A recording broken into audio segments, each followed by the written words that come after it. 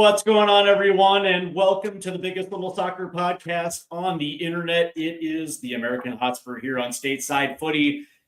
I am your host, Steve Silver, and joining me today is a good lad. By the way, he's actually one of my favorite Spurs content creators on the entire internet, not just a little section of the internet, the entire internet, and also Twitter. Because he's also a very good. He's very good on that platform as well. It is Luke Samuels from Spotlite on Spurs. Good evening, Luke. How you doing, man? Mate, that's a really big intro. I don't think I'm deserving of that. I really appreciate it. Thank you very much. I am doing well, man. I'm doing well. Friday nights here in the UK, so I've got the weekend to look forward to as well. Let's see how Spurs kind of allow me to do that, but. Other than that, I'm doing well. Thank you very much. Hope you're well. I am doing well. All besides the snow and cold weather here in the Great Lakes. But I will say that Spurs really do have a great way of like really killing your weekend. You know what I mean? Like it was like that nice little 2-game bounce there, and then all of a sudden they reverted to breaking your goddamn heart. Before we get into it, make sure you hit the like and subscribe buttons, and also hit the notification bells as well too, so you do not miss out on any upcoming content here on Stateside Footy. Because this weekend's actually going to be pretty packed. So make sure you hit that like and subscribe buttons. Before I do, I want to welcome in Carl Slim Blue. AKA RDO Artisan, who says big up chaps and come on you Spurs. All right, Luke, let's go ahead and get into it. And I want to begin with these two right here, Dominic Solanke and Dejan Kulusevski. And from the word that I got, both are on grass. And of course, it feels like Thomas Frank has actually slow rolled both of these guys. And with the upcoming transfer window about to open up, I actually kind of fall on the complete other side, because when I think about some of these holes that Spurs are going to need to fix, certainly there are going to be areas where we can improve in the transfer market. But that being said, specifically in the midfield and then also up top at striker, I actually feel like the remedy could be in-house. Now, don't get me wrong, if there is a deal where maybe we can get a guy like Conor Gallagher, or maybe there's a striker that kind of unfolds in the market, and it makes sense, that I have no problem doing that. But that being said, you know, when I look at the way that Thomas Frank plays, I kind of feel like Dejan Kulusevski, specifically him, but also Dominic Solanke, actually can do a job for this team, especially with the way that Thomas Frank likes to use his striker in the hold-up play. I don't know, man. There's something about Dominic Solanke that feels like it kind of fits what Thomas Frank wants to do. But that being said, I'm kind of curious about how you feel about it. Yeah, I completely agree. I think we didn't really see the best of Solanke last year. Obviously, with the tactics and how they were, I've always said that Postecoglou's tactics is to get his forward players and more predominantly his wingers scoring goals. It's not solely focused on like a Man City system where it's all focused on Haaland scoring, right? That's not how Postecoglou's system works. It's all about getting goals from the wingers almost. So I don't think he scored as many as some people would have liked, but I think it was his first sort of year. The year before, he didn't miss a game for Bournemouth, then came in at Spurs and missed games. So he was out of that rhythm that he'd been used to all last year when he was firing and scoring goals. So I feel like it was an unfair season to kind of judge him on one. I'm not saying that he's going to take you to winning titles, but he's definitely a striker that can score goals in the Premier League. So it'll be interesting to see. I'm a little bit more skeptical, on Kulusevski, because he seems to me like a player that needs a run of games to kind of get into the rhythm. I feel like Solanke may be able to kind of come in. He will still need a few games because of how long he's been out. But it always felt with me with Kulusevski, he was almost I think it's that body type where it just takes him a while to really get fit. I feel like Wayne Rooney was very similar in terms of he come back from an injury, especially a longer term one, and it just takes him that bit longer to kind of get fit. But we shall see. As you said, Frank's probably and hopefully held them back for a longer than they needed to kind of get them into the best physical fitness. But yeah, I definitely feel like they can both offer something right now. I mean, Richie's obviously scoring goals, but Solanke's hold-up play impressed me quite a lot last year. It was better than I thought it was going to be. and Decky on his day is absolutely superb. Like he is fantastic, and you're right, he very much could be perfect in a Frank system. Interesting to see where he would play. That's a very interesting one for me. I was going to ask you that because obviously when he came in, he played a lot out on the right. Last year, Ange Postecoglou actually flirted with playing him high up and almost in a 2-10 system. In that early portion of the season, I thought he was absolutely brilliant. But when I actually kind of look at the construction of this team this year, and one of the biggest issues that I have is the fact that we literally have zero linked up play throughout the middle of the pitch. As a matter of fact, when you're looking at the buildup from where it starts from the back to when it actually gets into the attacking third, one of the things that we don't have is that outlet in the middle of the pitch that he can turn off the half turn, either spray it up off the wings, or even go vertical right down the middle. It's one of the things that it actually kind of drives me batshit crazy, because either A, we make a bad pass, or B, we lose the ball quite quickly. And I just look at the body profile and the strength and also the speed of a guy like Dejan Kulusevski brings. Not to mention the fact that I actually think he's actually got decent pace as well too. And I don't know, we've tried so many different midfield combinations between, you name it, Gray and Polina, Betancourt and Polina, Bergvall and Gray. We've tried so many different midfield combinations in that, I guess you can say, that double pivot, and nothing doesn't necessarily seem to work. And a big part of me thinks a guy like Dejan Kulusevski would absolutely be brilliant, because not only can he do that, but he can also play higher up the pitch as well too. Yeah, 100%.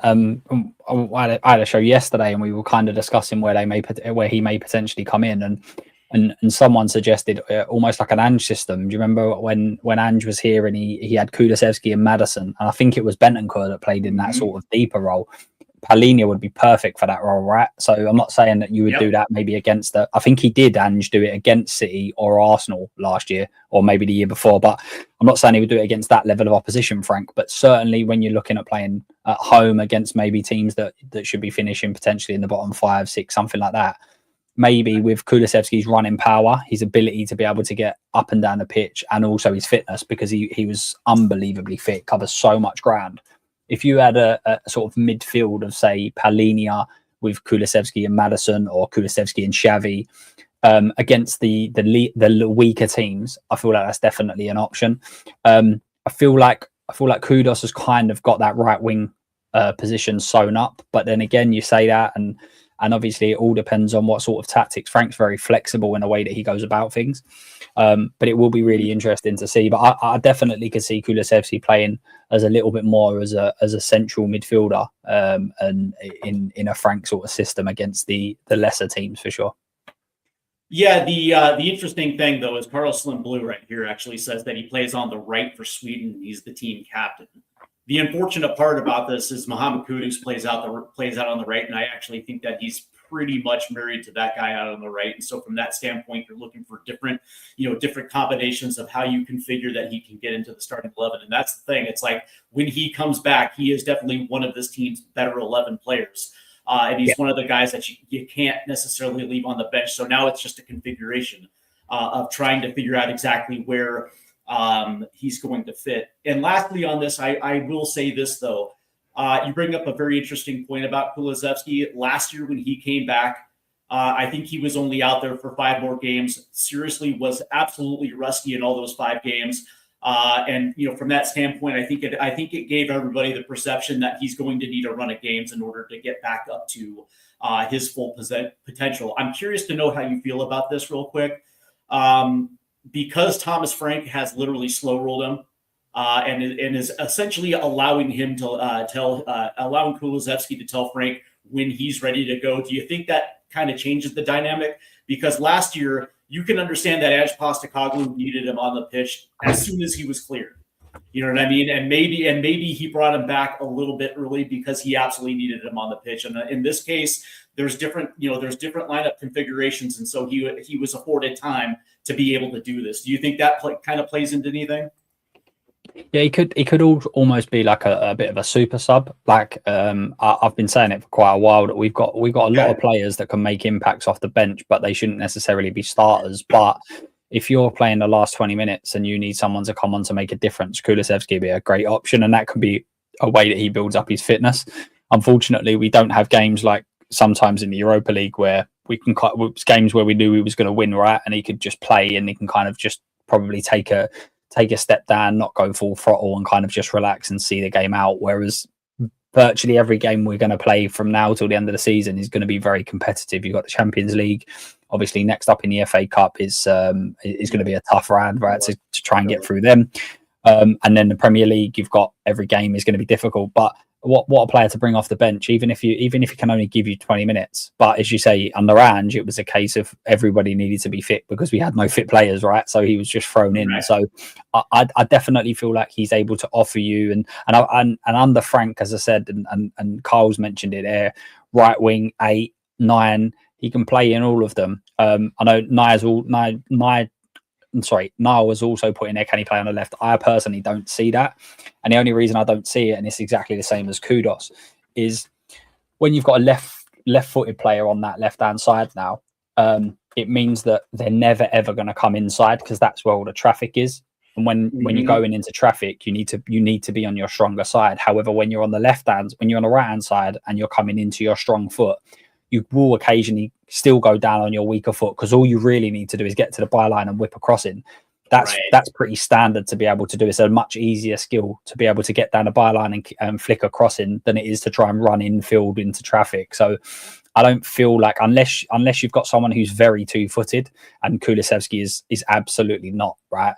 I don't feel like you're going to have anyone on that left-hand side that will be a left winger for Frank, but saying that, as I say, he is flexible. So if you're able to be able to get the amount of numbers around him, so like your James Maddison's who operates in that sort of left cam role, maybe if you've got him around it, possibly. But for me, that wouldn't be my kind of option. I think we need to go and get a left winger personally.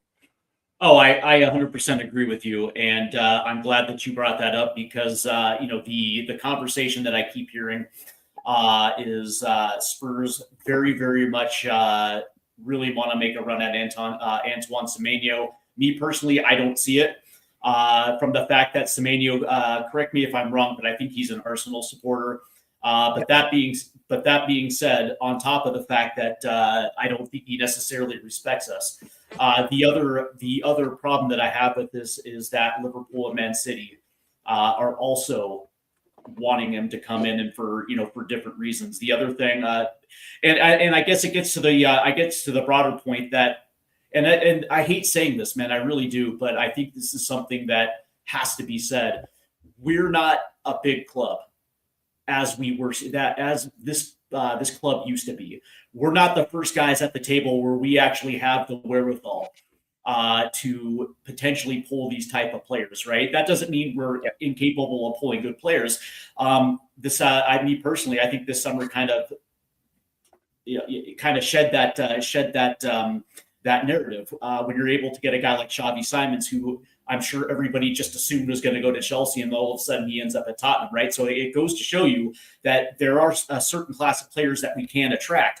But that being said, we have to kind of take a step back and understand this. It's like if you think that money is going to take care of the issue, I got to say that there's when you're at the level of an Antoine Semenyo, the money is going to be there for you regardless of where you go. And now it's what club is going to give you the best opportunity to win trophies. Because at the end of the day, if you know for a fact that you're going to get paid regardless of where you're going, now all of a sudden it's where can I go where I can actually win trophies and kind of stamp a legacy, right? And unfortunately, and I hate to say this, Spurs is not where you go. And I hate, it sucks because I hate to say this because I'm shit talking my club, but the reality is we have 2 trophies in 20 years. And before we can shit talk our club, it's just other fans can't. That's when it starts burning me up. Yeah, fair enough, right? But before that, think of the outside of the pockets where we were absolutely good back in the early 60s, in the 70s for a 4-year stretch, maybe in the 80s for a couple years. But outside of that, we've always been a club that was an FA Cup team that would win 1, maybe 2 per decade. Outside of that, we've always kind of been a mid-table club. And outside of the Pochettino era, in recent memory, when we still were not a big club, but we actually having very good results over a 4-year period. It is what it is. And so when it comes to Antoine Semenyo, we can actually we can make an offer and break our own personal transfer record, but chances are he's still going to say no. Chances are very good he's still going to say no.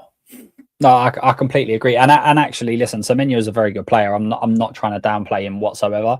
I don't think Semenyo is the type of player that we need right now. Semenyo is very good on the break, very counter-attacking, and that's exactly what he is. Right? That's the other problem. That's the other problem is he doesn't fit the system. He's a natural right winger playing on the left, and he plays in a completely different system where now all of a sudden you're taking him away from goal.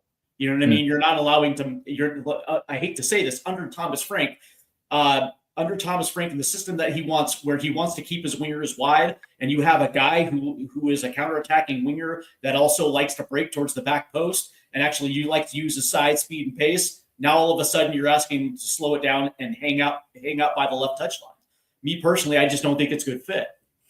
Yeah, and also there's most teams, regardless of how you're playing and everything else, most teams are going to come to Tottenham and they're going to sit back and allow us to dominate the ball and not create space. And I'm not saying Semenyo's terrible as a footballer or anything like that. Technically, he's very good, but when he's not got space, it's basically, if you give him space, he's a killer, right? He's the sort of player that's stronger than most. He's quicker than most. He can go both sides as well. So if you let him have space, then absolutely he's fantastic. But for me, it's more about dominating the ball, being in control of the ball, and be able to create opportunities when he's not got loads of space. So Kilman and Jai is the one where I'm thinking, if we can go and get someone like that who's very, very good with his feet, I think it's absolutely superb. But listen, we as a fan base need to understand that there's levels to this game, right? There absolutely is, and we can't be sitting at the top table. But also, if we want to become one of these clubs that are absolutely top, we're going to miss out on players, and it's not necessarily a bad thing. And I'll give you a couple of examples of that. For instance, the last few clubs that we've beaten to signatures, as you can obviously go from the media, Brennan Johnson we seem to beat from Brentford, and there was a few other clubs that were interested. Danso was nearly signed for Wolves. Archie Gray was going to Brentford. We're beating these teams to go and sign players. That doesn't necessarily scream greatness. If we go and beat a Man City, you go and beat an Arsenal to sign players, then that's obviously a show of what sort of player this is, right? So I'm okay with us losing out as long as we're targeting top players. If we're losing out to Arsenals, we're losing out to Cities, that's going to happen. Absolutely, when they come in for you. It's not always great to be beating the likes of Wolves, Brentford, 2 players, because it means that you're not dealing at the top table. So we kind of need to get on. If we're going to start targeting players, Kudos, Palinia, Xavi Simons, Eze's, if we're going to target this level, we're going to miss out on some. The problem is that our Spurs have they lined up alternatives if we do miss out to be able to go very quickly and move on to one? They obviously, with the Eze deal, looked like it tracked that for a long period of time, but then they got Xavi over the line very, very quickly. If that's what we do, and listen, it's going to be horrible because rival fans are kind of give us loads of jip because we've missed out on a player and they've beat us to it. But it means we're targeting the right level of player, and that's a good thing in my eyes. So we have to kind of get used to missing out on some, and that's just kind of where we're at the moment. We, as I say, we was in that. If you want to argue, we're in that middle bracket and we're at the top. So any player we go in for, we're one of the bigger clubs, so that people go, yep, immediately. Well, when we step up a level, we now drop to the bottom of that list, and everyone else is that bigger club. So it's just one of those things, unfortunately. But to get better, you need to target better players, and therefore bigger clubs and better clubs are going to be targeting those players too. Correct. And there's also a lot of moving parts with this one. And I will say that, now that Daniel Levy is out of the club, and they have put on the illusion of stability, I think I think that also is going to help. But I also think that the relationship that the club has with the manager with the players. I mean, again, everybody talks. That's the one thing that I think that people don't seem to understand, right? Players that are already on the team talk. They're friends with everybody else, and so obviously they're going to call. They're going to find out exactly what the club is going to be about, and they're also going to want to know whether or not this thing is going to be a fit. I'm sure that there are going to be players that would look at this as an opportunity to try to rebuild and try to put the foundational pieces into Tottenham Hotspur, because if the money's there and the money's right, you're going to a team that, quite frankly, if things go right, you're going to be in the Champions League, right? So from that standpoint, it's not necessarily going to be a wash. And so, again, when you kind of look at this, one has to wonder about whether or not there's a good what's the word I'm looking for? There's a good reputation in the market when it comes to Tottenham Hotspur and some of these players, right? Yeah, you wonder if Semenyo's already talked Mohamed Kudus about Spurs. You know what I mean? What the environment is all about. And it's what other players have been promised as well, right? If someone goes and says to Semenyo, look, Manchester City go and say, look, we're struggling on that left hand side at this moment in time. It's kind of 1 minute it's Marmoush, then all of a sudden it's Doku who drops off form. So you're going to be our number one. Then you've got to kind of understand maybe where he's going to want to go, right? So, I mean, Mickey van der Ven in his interview I think he summed it up really, really well. He was asked about his kind of conversations with Levy, and Levy's selling in the club. Levy's telling him what we want to do, what we want to build, where we want to go. What our ambition is. Yeah. Angie's going, I want to win trophies. That's what I want to do. I want to win trophies. I don't care about all that. That's irrelevant because I just want to win trophies. Now, if we're having conversations and we're selling and we're in the best stadium, we've got the best training ground, we've got this, then he's going to Arsenal, he's going to City, he's going to Liverpool, and we're going for Champions Leagues. We're going to go and do this. I know what I'd be doing because you're right. We're not in a situation where we're offering Saudi money and everyone else is offering, like we're offering 400 and everywhere else is offering 100. Even if we was to offer more than these top clubs, they're still offering an absolute fortune.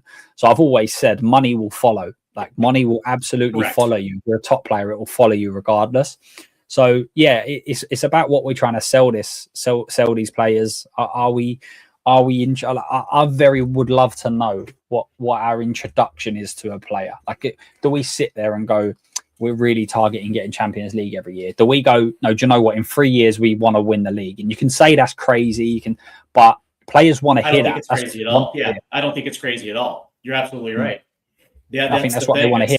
No, they want to know who you're signing. They want to know you're interested in. And also you need to keep your best players. That's part and parcel of the game. Every top club does it. You lose the odd one, of course you do, because Barcelona's and Real Madrid's of this world they're just unbelievable, and that they're just institutions that people want to play for. But on the whole, you keep your best players, you target better players than what you've got, and you show some sort of ambition. And it's obviously very early days. In the summer, it looked like a change in philosophy. It looked like a change of attitude. We targeted 4 players that improved the 11. There's arguments to say, well, a couple of loans. There's arguments to say that Moani and Xavi were very last minute because of other things falling through, whatever. But let's just play it for what it is. It's 4 players that have improved, that should improve the 11, probably all starters. And if we do that every single transfer window, then we're improving the 11, which is exactly what we need. So I agree with you. I think that's what you were saying in terms of I'm not convinced that this is a brand new regime. I think this is just correct. I think Daniel Levy was Levied. I think they've turned around and said he's to blame for everything. But my point is that if you're his boss and you've been his boss for 25 years and you haven't been pulling him up on it, then you take just as much of responsibility as anybody else does. Right. But as I say, right now it does look like there's been a sort of change in recruitment, especially. And I've been saying for ages, we need to stop worrying about having a good squad, and we need to start worrying about having a good 11. And that's why now I think that we've got a lot of good squad options, but not many where we're like, this would be a first team player at all top clubs. That's where we need to start going. But it'd be interesting to see in January.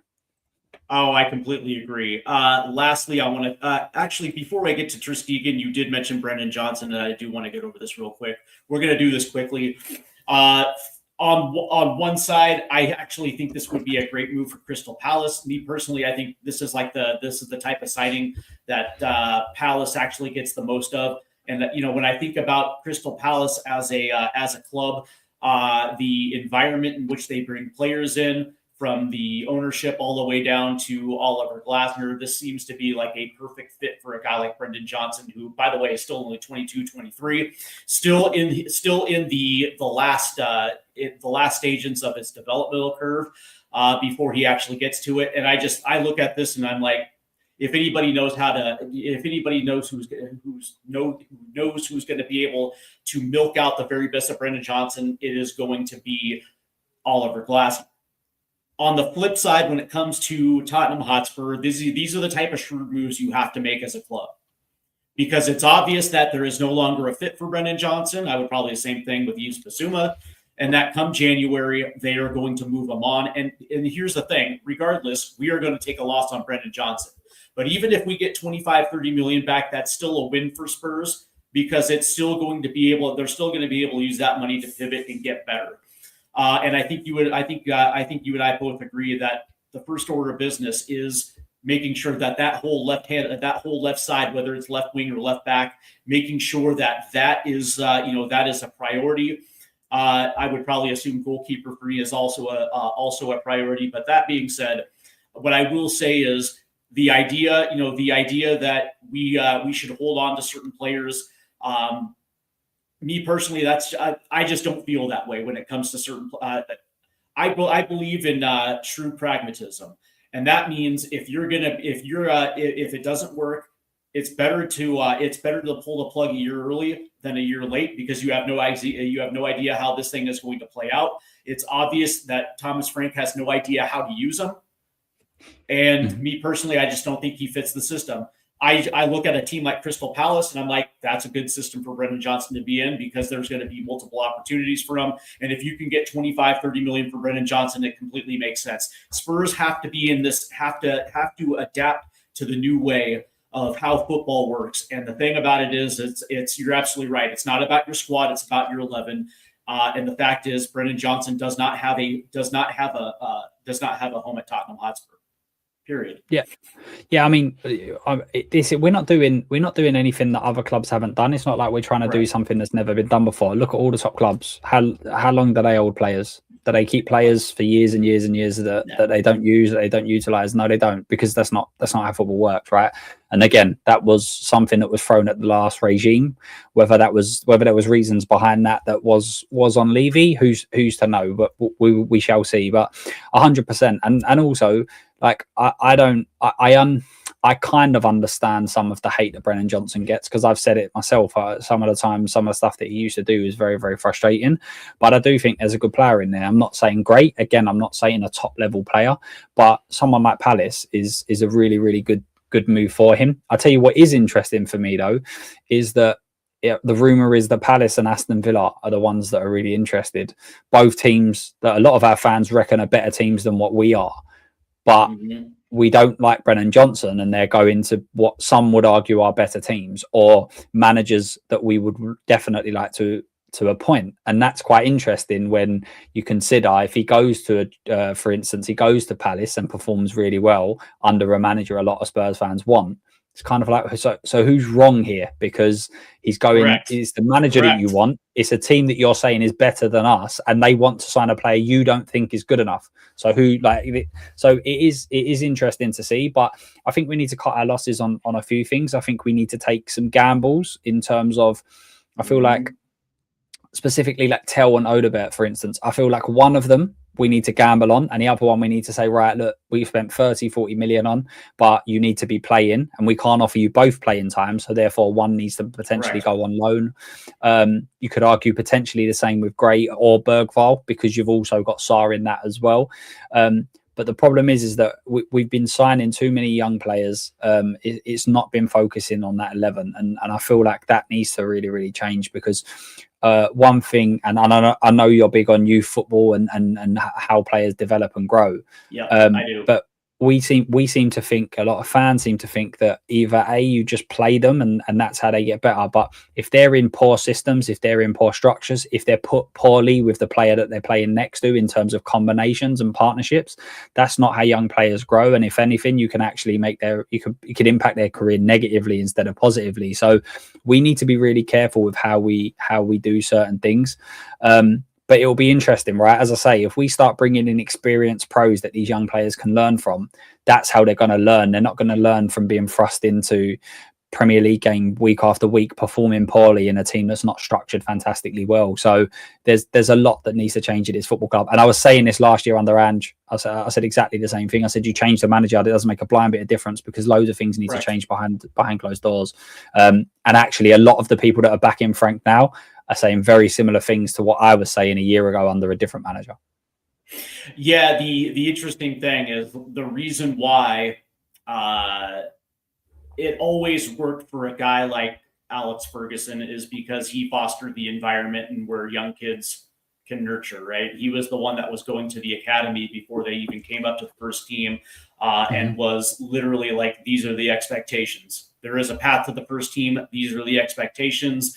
I guess you can say he almost ruled with fear when it came to youth. But that being said, he wasn't afraid to do it because he had the right balance he had the right pros on the team.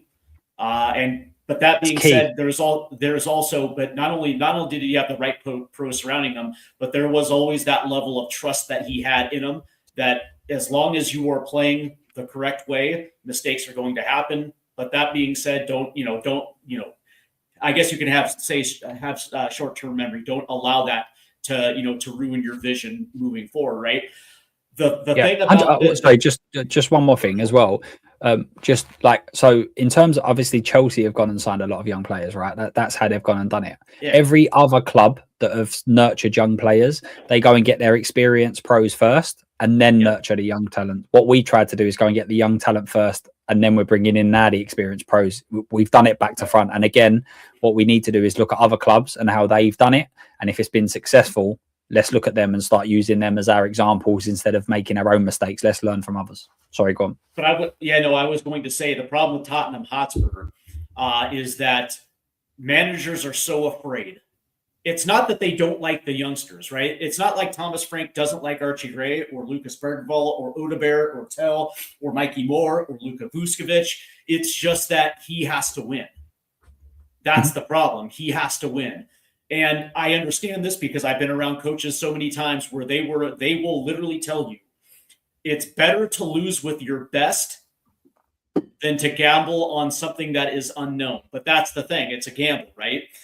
That being said, I also fall on that side of the coin where it's like, well, listen, if you have a Mikey Moore and a Luka Vuskovic and they're going to the Bundesliga, and and you have one kid that's going to Rangers, that should tell you the level that you think that they're on. Mm-hmm. You know what I mean? Like, to me, like it's not like Dane Scarlett going to Oxford United or Yang going to Queen's Park Rangers or whatever the case may be. The reality is they're going to big clubs. And then in a case of Luka Vuskovic, he's also in a big league and he's thriving. And so that should tell you that there should be trust in certain players, that if given 1,500 minutes throughout the course of the year, they're going to come good. You know what I mean? Like that's the thing. That's where the disconnect is. It's the fact that I don't think there's trust in youth because you're like the knock on Thomas Frank right now is like maybe he's in over his head at a big club where the expectations at Brentford weren't the same as Tottenham Hotspur. Mm-hmm. And so now all of a sudden it's like, are you now going just to play him? No, of course not. You're not going to play him. You would rather lose with Richarlison and Randall Kolo Muani and, Rodrigo Betancourt. I understand where he's coming from. I get it. I totally get it. But that being said, it's like, we're in a position where you almost have to kind of find out exactly what you have. Yeah, no, I completely agree. I mean, you look at some of the youngsters that Spurs fans were screaming should have been starting games for us last year. I mean, Donnelly doesn't play for Stoke. Jay's playing in League One and actually not putting up outstanding numbers. And this isn't writing these young players off. Kane has done it. Kane has been there. He's the star that everyone kind of looks to. But these young players, some of them are not good enough. But you've got to look at the average tenure of a Premier League manager. It's about a year and a half.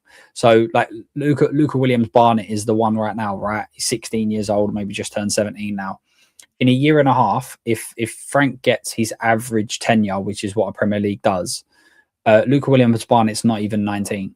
So I'm not saying this is his outlook, but why does he care how good Luca Barnett gets? Why does he care that he should manage his career? Because he's never going to see the positivity. He's not going to see him as a player. He's not going to see someone that's going to impact his squad. So why bother? There's no point. And that's how managers do it, because managers are there to win games now. They're not here. If Frank came out and said, "Oh yeah, we're building such a good youth team that in 3 years we'll be really competitive," Spurs fans will be like, "What? We're not waiting 3 years. We're not waiting 4 years. Like, that's not going to happen." Right. So there needs to be a little bit of understanding there. But also, I've been saying this for ages. Football's changed. Like Alex Ferguson's, Arsene Wenger's being in charge for years and years and years, and focusing and looking at a young player and saying, right, we're gonna nurture them all the way through to becoming a first team player. Coaches just don't get enough time anymore. So what needs to happen is there needs to be someone that's not the manager that manages their careers for them, right?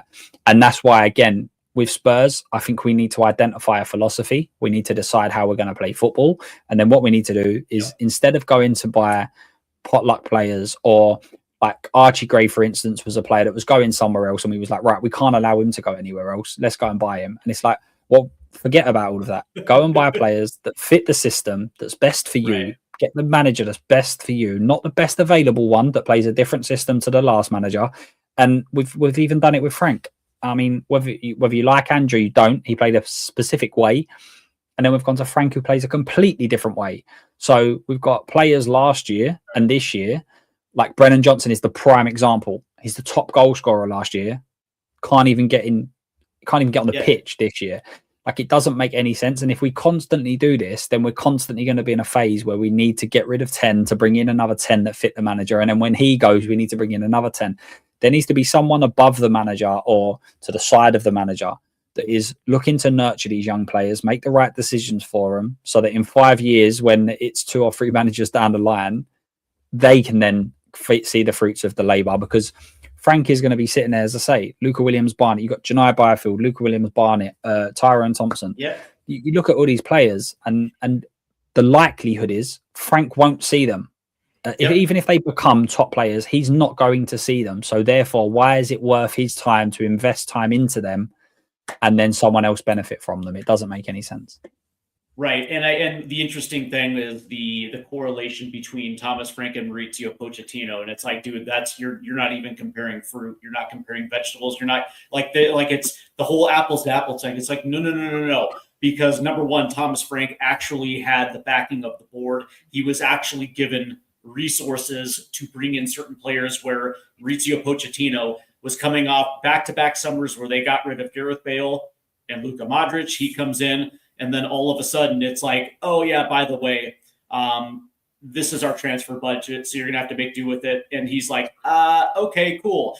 If I'm gonna give myself a chance, I'm gonna have to dip into the youth, because quite frankly, it's like, do I want to use that transfer budget and get something that's going to be like mid-level League One or even the Championship, or am I just going to use this? And so from that standpoint, like, when you're in a position where you have nothing to gain and also nothing to lose, you're going to roll the dice. It was a completely different situation for Mauricio Pochettino, but also it's for him, he was also looking long term as well too, and it paid off. It absolutely paid off. Yeah, no, for sure. But also, again, with Pochettino, as you say, first of all, the expectations were different, right? We hadn't won anything in years. There was no expectation there. So the expectation's not there. But also, again, you bring them into a structure, you bring them into a system where they're allowed to grow. And at this moment in time, the system doesn't work. So therefore, you don't bring in young players and ask them to take on the mantle. It just doesn't work like that. And even when you look at Pochettino's teams that were coming through, they still had a sort of backbone of experienced pros. I mean, Lloris had been a French international and maybe was even captain at that time. I can't say for sure, but he definitely was France number one. Alderweireld had gone and it probably captained Ajax. He then would have been played at Atletico Madrid for a season, came to Southampton. Yang Vertonghen would have came across. So we had some experienced pros that was still in and around that squad. And then a lot of the players that he nurtured and brought through, we would now say is nowhere near the level. Like Harry Winks, like people would say now, like if we got a player of that quality, he's nowhere near the first team. So again, it's all about like where you kind of at. So I completely agree. It's a completely different. You can't even comparing Pochettino to Pochettino. Like you can't. They're two completely different things. Because like we're saying it now, if Pochettino was to come in and be finishing like 7th, 8th, some people would be going, oh, but he was top 4 under him before, and like they're two completely different eras. So football's changed. So much has changed in that. I don't even think you can compare them at all. I completely agree. 100%, 100%. All right, so we kind of went a little bit over, so let's go ahead and get into it. You just said something very interesting, that the system is broke. Before we get into Liverpool, I do want to talk about this. As you know, we used to have a manager by the name of Antonio Conte, and Conte had a very interesting press conference after a match against Southampton, where he literally just took Daniel Levy and the entire board to task, essentially saying the exact same thing that you just said, that the system is broke. Mm-hmm. So I'm going to ask you this question: what about the system is fundamentally broken? I think it's about intent. Personally, I think that's a big part of the reason why we're lacking where we are. I don't think Frank's fully grasped being in charge of a bigger club, a club where there is expectations game after game, and where there's so much scrutiny on him. A lot of just to be clear, I don't think Frank should be sacked or anything like that. But when we was first appointed, or when Frank was first mentioned, I was like, absolutely not. Like he's not had any proof that he can manage a club the size of Tottenham. And many people are saying he's very cool in press conferences, which Ange isn't. I was like, yeah, because he doesn't have press conferences where there's 100 people asking him why he's playing Bentancur and Basuma every week, why he's playing Bentancur and Palhinha every week like that. He doesn't have that. If he goes and loses to Fulham like we did, no one bats an eyelid, no one cares. But at Spurs, they do, and they ask him why is he playing this and why is he doing that, and he started to. There's some press conferences you could say where you're going, that's not what Frank would normally say because he's under pressure. So there are so many different caveats to why I was saying I don't think it would work, but one of them was that I thought he was too defensive, and B, I thought he was too. I was laughed at by some sections of the fan base. I said he was too adaptable. I don't think Spurs are a club. And the fans, and rightly or wrongly, I'm not saying that this is the right way to be, but I always felt that if we was to go away to Wolves and we're changing our system to kind of negate away from Wolves' positives, fans are going to be like, this is Wolves. What are you doing? Like, we're Tottenham. Why are we trying to change it up and play someone? Like, they should be worrying about us. And a lot of people would argue that's kind of what he's doing now. He's so worried about everybody else and what they can offer. He's not been able to put in his own sort of foundation and structure. I think that part of it is, as I say. By the way, don't you think that's a massive problem considering we're literally 4 days away from Christmas? Yeah, I do think it's a problem. I think he's intelligent. I think he is a good guy. I think tactically he's very astute, and I do think he's a manager that could sort of adapt and learn from. It's just how quickly he does that. There are certain instances where I've gone, yeah, I think he's starting to understand, and then the next week you're like, oh, maybe he's not. And in terms of the system being broken, it absolutely has to be broken on the basis of the numbers that we're putting up. So like when you're creating some, I think it's like out of the 14 games, we've had like 9 where we're below 1 XG. Like that's not acceptable. It's just not. Like Spurs should not be offering that sort of numbers. And I hear a lot from fans, and we done a show on it yesterday about how good this squad actually is. It doesn't matter. Worse squads create chances. Worse squads still score goals, and they look like they're going to score, and everything else. So I refuse to buy it's a player issue, because we actually have players in the squad that actually can do a job. Yeah, but also it could be a player issue in terms of we need better players. 100% we do, but so does everybody. Sure. The team the team that's the second best in the league still needs better players because they're not first, right? That's how it is. So I feel like he definitely could be doing a better job. I think some of the players have been pretty poor, and again, I can't not say what I said last year under Ange. There's certain players in this team where they don't seem to be able to play a 5-yard pass. Now, they technically are good enough to do that. Of course they are. They wouldn't be pros. Like they wouldn't. Bentancur is a prime example. I've watched some games where a 5-yard pass is a difficulty for him. This is a guy that's gone and won Serie A back to back. I think it was 3 times on a trot or something like that. He's not a bad footballer. Like he simply isn't. But what is restricting him? Is it the system? Is it that he doesn't have the options? Is it that he's not developed a partnership with someone? There's so many different facets to there's very rarely just one reason why something isn't working. Like there's always a multitude of it. His injury could also be a part of that as well. But I just feel like there's a lack of intent to go and score goals. That's what I think is the main thing. And I use the Arsenal game as a prime example. Sorry to use them, but when you look at their squad and their team, the team that played that day, they had 3 attackers on the pitch. Marino is a midfielder who is a central midfielder. He's not even an attacking midfielder. He's a midfielder that played up front. They had 3 attacking players on the pitch, Trossard, Eze, and Saka. But every single one of them had the intent on going forward and creating chances.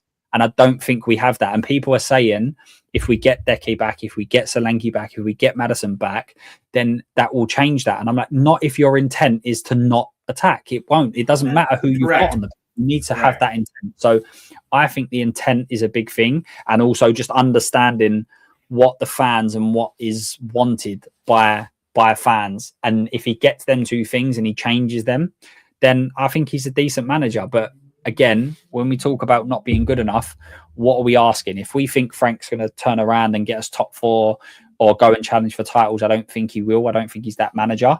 And equally, I don't think these players are good enough to get us to that standard. But I think it is a squad capable of pushing for Europe this year and getting into the European paces. I think that's what the requirement is.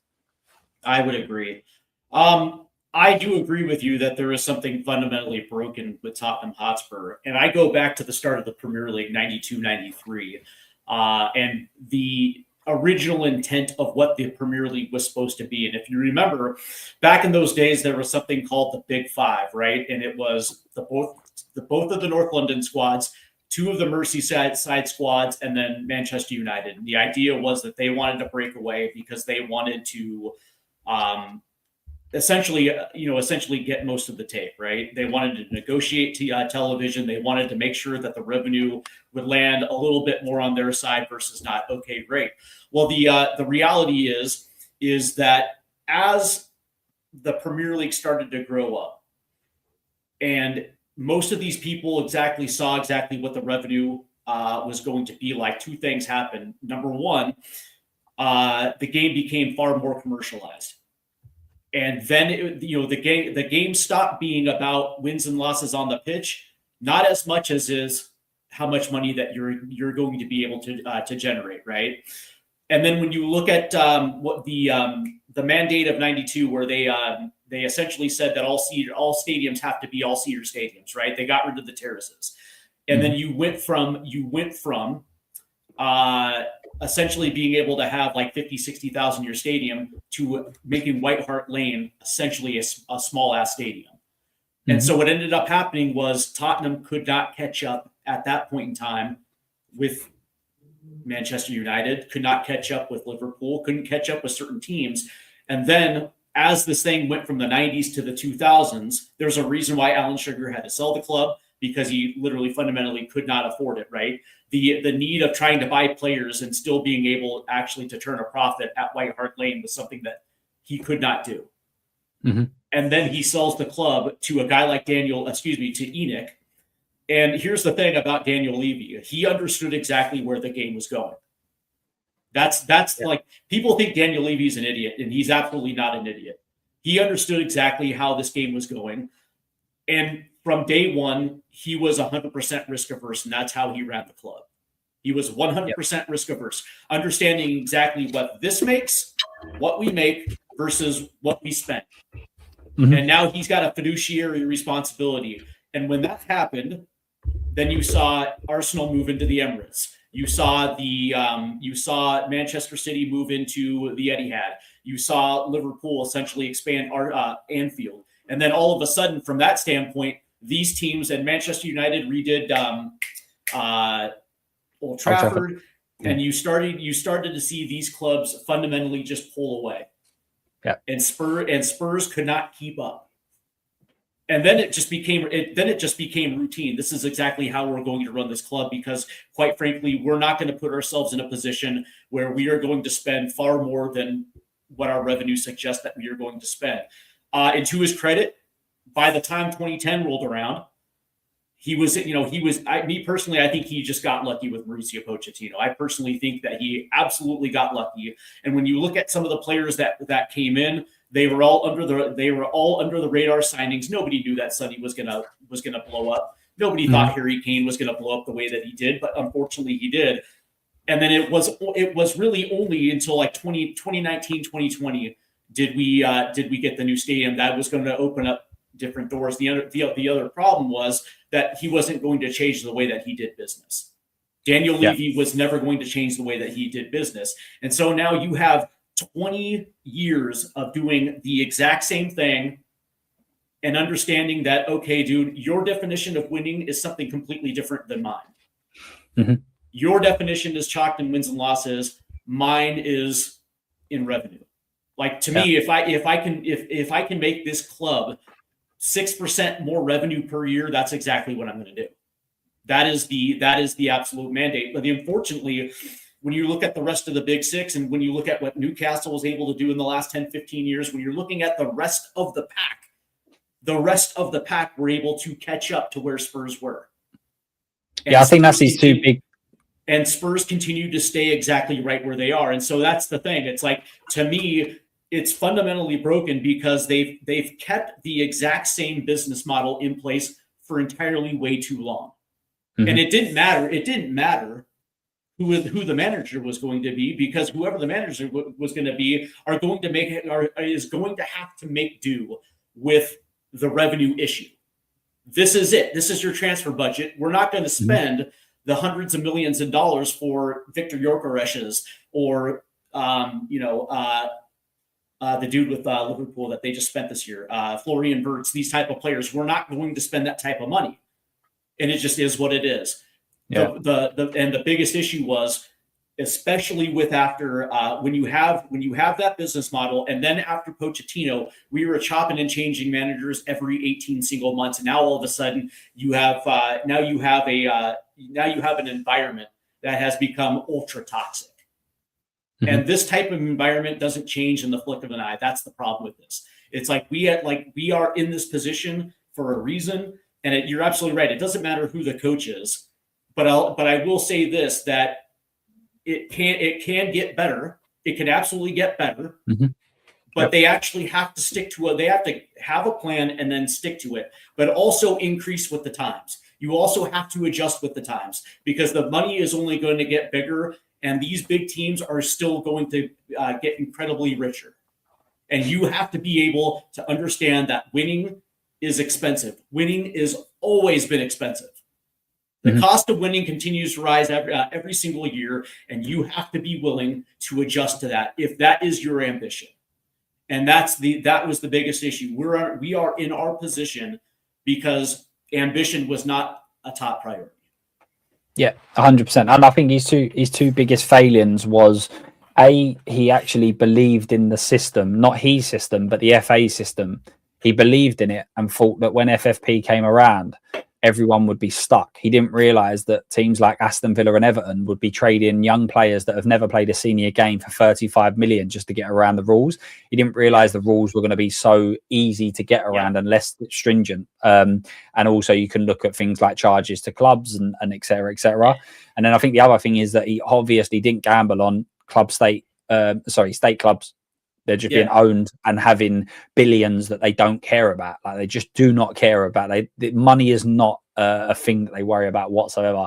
So they were the two big things. He obviously started changing after the stadium comes in terms of spending money, but we spend it in the wrong places. Like, we spent big money. We spent big money on a lot of players, but there's just not been good enough. Nowhere near it. Was that because the ambition changed, or was it just because of inflation? Because when you look Yeah, because when you still look at the revenue to wage percentage, it's still 42%, 41%, Yeah. somewhere in that area. Like nothing changed on that matter. No, but that was the whole idea. The whole idea was the stadium was to allow us to spend more money. And what Levy thought is that he would get us in the position where we would be able to spend money that others couldn't. It was just that everybody else could because there was ways around the rules, or they were bought by state clubs who didn't care about the rules, or whatever it may be. I mean, in the period that he bought and obviously started, the stadium was almost one of the first things that he looked at as a chairman. Apparently, it was always the thing that he wanted to do, and that was going to be his legacy. But you look in the last 10, 15 years, obviously you've had City, you've had Newcastle, Chelsea to an extent have all gone from mediocre. Maybe Chelsea were quite high, but in terms of everyone else, they've kind of just leapfrogged everyone. And I think, again, going back to what we said about Pochettino, that's another problem, right? Because when Pochettino was here, there was only 2 or 3 big, or maybe 4 big clubs, and we was kind of fighting for that. Whereas now, you could argue that Newcastle has been brought into that and everything else. So it's more and more difficult. And you're right. There's no way around it without spending money. And the only, when you was just talking about getting a manager in and everything else, you can get lucky, but you're not going to get lucky for a long period of time. Like when you said about him being lucky with Poch, he was 100% lucky with Poch because he didn't want Poch, and nor did the fans, because everybody wanted Van Gaal, and Van Gaal didn't come. And that's when we got Poch. And none of that would have happened without Poch. Kane, Dele Alli, Son, none of that. There's no factual evidence to prove that any of them would have become the players they was without him. They may have, but we don't know that for sure. And I think he's nurturing, and the way that he was as a coach, I think allowed them to flourish. So again, you look at even the best periods, if you want, we got very, very lucky because it wasn't the number one choice. It wasn't like this is the plan that we've got and we're going to go for it, and we done well. It was this is the plan. It went wrong. Let's go somewhere else, and then it went well. So you can always get lucky, but as that team proved, we got lucky for in a period of time, and that luck run out because we wasn't spending efficiently, and then everything else has just got worse and worse since that stage. Unfortunately, even when you factor in the Europa League win. The interesting thing, I still go back to, I think it was the summer window of 2019, right after the Champions League, when we did absolutely no piece of business in the summer transfer window. I think we were the only team for one fiscal year in both windows not to make one single move. Yeah, and you know what I said about learning from other clubs? Yeah. The season before Liverpool beat us, they got to the Champions League final, and then they went, right, we know what we need. We need a goalkeeper and we need a centre-back. And they went massive and signed a goalkeeper and a centre-back. So literally all we needed to do was look across at the team that had beaten us and go, what did they do? Right, they went and spent big. What did we do? We went and spent nothing. And then we fired the manager. Like that was the coldest thing I've ever seen, considering like when you look at that whole 2000, it was like the 2017 to 18 year, and then 18 into 19. Look at how much football these guys played. Mm-hmm. Right. And you had a World Cup in 2018, and then you're going from 2018 to 19, 19 to 20. Like that team played those guys played so much football in such a small space without really much of a break in the summer, because it just is what it is. Like you're playing international football, it is what it is. But the reality was like when that season happened, coming off the Champions League, and you look at you looked at the fatigue of the players, and they got off to that bad start in 2019-20. You can kind of understand there was no rotation. You know what I mean? Like I still can't tell you who the backup striker was to Harry Kane. I still can't tell you. You know what I mean? Because we just never really saw it. Unless he was hurt, and certain guys were, certain managers were configuring, sometimes flirting with Sonny up top. But I'll tell you what, let's go ahead and move quickly to Thomas Frank. You said that you weren't a Frank out guy. I got to tell you, he did a press conference recently where I clipped this and I sent this to Dave Harris, and this to me was telling. And I actually said this to you, I believe, on YouTube and also on Twitter. My biggest issue right now is the fact that this team does not look comfortable on the pitch. Now, whether that is heavily rotation or whether it's a heavy rotation or it almost seems to me like when something works, then Frank will stick to it, and then once it doesn't work, he's going to switch back, and the tactic keep flipping. I think you use the term he's adaptable, and I think that's a very good good way to describe it. But that being said, from week to week, it's always something a little bit different. And when I was watching that Forest game, it looked like players were very unhappy and also very uncomfortable on the pitch. It almost felt like it was preseason. But the comment that really stood out to me in the press conference was the fact that he said that he refuses to take the handbrake off because football is complicated. Like, I'm paraphrasing, but like that was his quote, that football is complicated, not everything is linear, and I'm not going to release the handbrake. And I just said, interesting. Football, by the way, is not complicated at all. As a matter of fact, it's actually, in its simplistic form, it's actually very uncomplicated. It's 11 players battling another 11 players. And, if you have better tactics and, or maybe your players just came good on the right day, you're going to win. It's very not uncomplicated. What actually comes complicated is the fact that, managers, just like players, have ego. Absolutely, they have ego, and there's a certain sect of managers that believe that their system and their tactics is what's going to win over. That's where things become complicated. But that being said, we're struggling.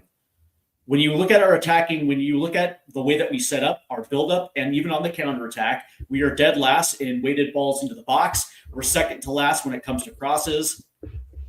And the reality is, it's like when he did release the handbrake, oh, surprise, we actually performed pretty well.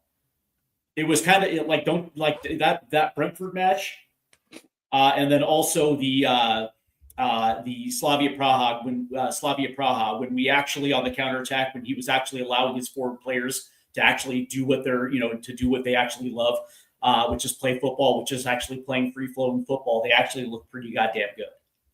Yeah. But it's not just that, but it's also, I want to say this, that in our losses, we have absolutely been slaughtered. Absolutely. As a matter of fact, our style of play in our losses is literally, we're just going to sit and be pinned back for 80 minutes. And we once or twice we might get forward. But even in wins, outside of Manchester City and maybe Everton, we don't put teams to the sword. That Brentford match was very telling, where we get two goals, and then at halftime we take our foot off the brake. We take our foot off the gas, excuse me, because that's enough goal scoring.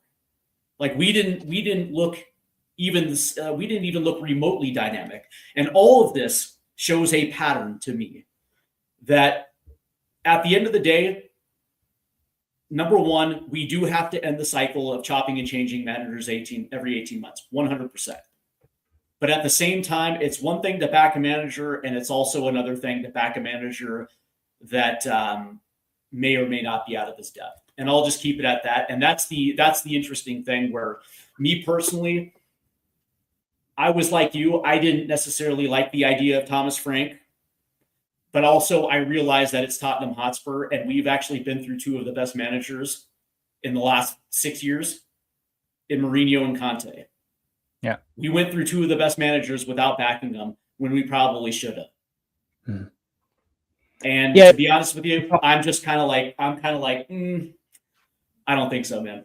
I don't think so. Yeah, it's a tough one. Like there are, I can understand what some people say, but when I hear things like, "Oh, I'm just going to back him for a year and see how we get on," I'm like, so if we're bottom of the league, we're after 30 games, are we still backing him? Like, you can't just say, "Oh, I'm going to give him 2 years." Like, you have to see something, right? And I think that is the big thing, that nobody can sit there and say, we've seen something where we get where he's going with this. That's my biggest problem, right? Like, what have you seen that will lead you to think that we're doing certain things and right now it's just not going our way, but you can actually see improvement? You know what I mean? Like, I don't think there is. I mean, I don't think we look a hell of a lot better defensively. I don't think we look like we control games. I don't think we look like we enjoy going forward. And everyone said, like, about, like, with Forest, for instance, the goal that Hudson-Odoi scored, like, how lucky is that? It's like, yes, in a way, it's lucky, 100%. Of course, it is. But if you're actually in the attacking half of the pitch or an attacking third of the pitch, and you're trying to create chances, then guess what? Sometimes when you take a cross, it will go in the net. Guess what? Sometimes when you cross it in, a defender will kick it in his own net. Sometimes when you cross it in the box, a defender will boot the ball and it will land straight to your striker and score. Guess how you won't get them goals? If you're sitting on the edge of your box defending, you won't get them goals. Correct. Like, and it was the same thing that I used to say, Spurs are not a defensive club. I don't care who you bring in. I don't care. You've brought in Conte, you've brought in Mourinho. We're not a defensive club. The fans don't like it. And there's just something inside this club where when you've got a defense sitting on the edge of the box, you just don't feel like you're going to be defensively solid. So don't play like that, because the more you do that, the more you invite pressure, the more likely you are to have mistakes. Even when we was the best defensive team in Europe under Poch, we still played attacking football. And that, for me, is how Tottenham need to play. We have always looked at our best when we're attacking, when we're pressing, when we're aggressive. And I understand you can't do that game after game, week after week. I get that. Football doesn't allow it anymore. We don't have the squad for it, and teams can't keep up. But we need to develop a plan of what we want to become. And every single way I look at what Frank wants to become, I don't like that for Spurs. I don't believe that that is the way. That is. So you're not a big fan of high possession, trying to overwhelm your opponent with waves of possession, high up the pitch, and it's this wanting to be PSG because you look at the way that Luis Enrique plays football. You're like, oh, that's such a beautiful way of playing, and it's like, this is exactly how I want to play. Okay, well, in principle, if you had the personnel to do it, that you're personally identifying players that actually have that type of skill set where not only can they actually be good on the ball, but they're also press resistant. Yeah, maybe. But we're also, we're not Liverpool, we're not Man City, we're not PSG. We don't buy those type of players, and we've never really had that type of system where you can facilitate it, right? And I hate managers. And I seriously, I really do. I hate managers that come to a new club and don't assess the squad when they come in to be like, well, wait a second. So I'll give Arne Slot props, right? When he came into Liverpool, he had a team that was a counter-pressing team. And the only thing he really did was make a switch by keeping Mo Salah higher up the pitch. And then I think he brought Gravenbach into the midfield. But outside of that, they still played, Jurgen Klopp football last year. And of course, they ran away with the league. And then this year, he completely switches the dynamic. And all of a sudden, you saw what Liverpool was for the last couple of months. They struggled. Because that's but again, I think that's a club problem. This is what I was saying to you. Like, Angie's style to go to Frank's style. Yeah. Why do we keep doing this? I think Forest are a prime example, and I hear so many Spurs fans. So I'm not going to turn it into an Ange debate, but I hear so many Spurs fans say, "Oh, what Ange done at Forest proves that he weren't good enough for Spurs." I'm like, no, what it proves is that he should never have gone there, and the owner should never have appointed him, because they had Nuno, who played a very particular way of football, and his squad was built around that, particularly the defense. They were built to be in a fairly low block. None of them really have pace. And that's what they had to deal with, to be a counter-attacking team. They then went and got a manager that plays a completely different style. It didn't work. And when they sacked him, what did they do? They went back to their original style. And guess what happened? They started winning games again, because all the players are used to doing exactly what the first manager done. And that's what we should have done. We should have gone, if Ange isn't your guy, absolutely fine. That's not a problem. Who is? What's the identity? What's the style of play? And for me, we haven't done that, because I don't think there's I know Mourinho done it with defensive football, but he also had world beaters up front as well. But the way football is now, specifically in the Premier League, teams like Wolves had players like Cunha last year. They have top players that can hurt you, right? Yep. You're not going to play a defensive style of play and win leagues. It's very, very difficult for you to be able to do that. You have to be attacking and a dominant team in some way or another. So for me, that's the first thing you have to be, is dominant. Now, you can be dominant by playing a counter-attacking style, but you need to be lethal, you need to be effective, you need to be quick. We're none of them.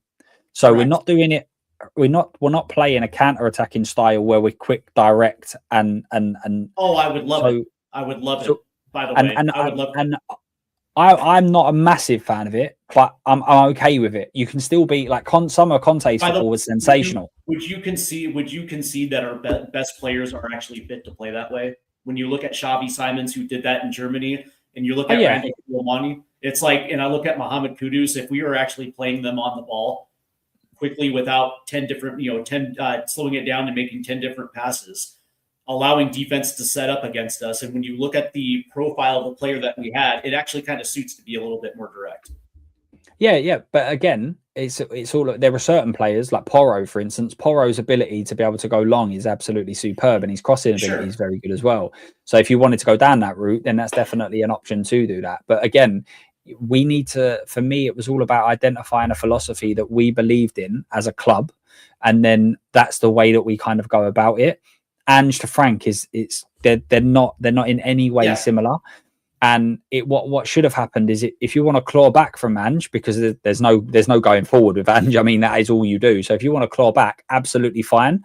But it's like we've gone almost the other way. And I also firmly believe that the next manager that we appoint, because it will happen at some stage, might be a few months, it could be a couple of years. But when we appoint the next manager, he will not play the way Frank does. He will play a different way. And then we will be sitting here having the same conversations going, well, actually, is this player good enough? Should this player have been done? That's what I think will happen, because I don't see Frank's style being one that will take you to become a top club. And I think that's what Spurs want to be. You want to be a top club. I listen, number one, the dreaded vote of confidence that the board recently gave Thomas Frank, I don't necessarily believe it, number one, but also number two, when fans start protesting that they're not going to buy tickets, that's when things move quickly. And if we lose to Liverpool and then we lose to Crystal Palace, and now all of a sudden we're pushing January 1, I don't know, man. Like, I don't know how you can continue down that road, especially when your season is slipping away. And now all of a sudden you're in spots 12 through 16. It's awfully hard to climb back on the table, knowing that you don't have an attacking identity, knowing that your players may or may not even really want to play for you. It's going to be very hard to change a culture or change an identity when we're already so close to Christmas, and we're actually talking about wanting to see our players play with heart and fight. That should be the goddamn bare minimum. And by the way, that should have already been addressed back in the summer.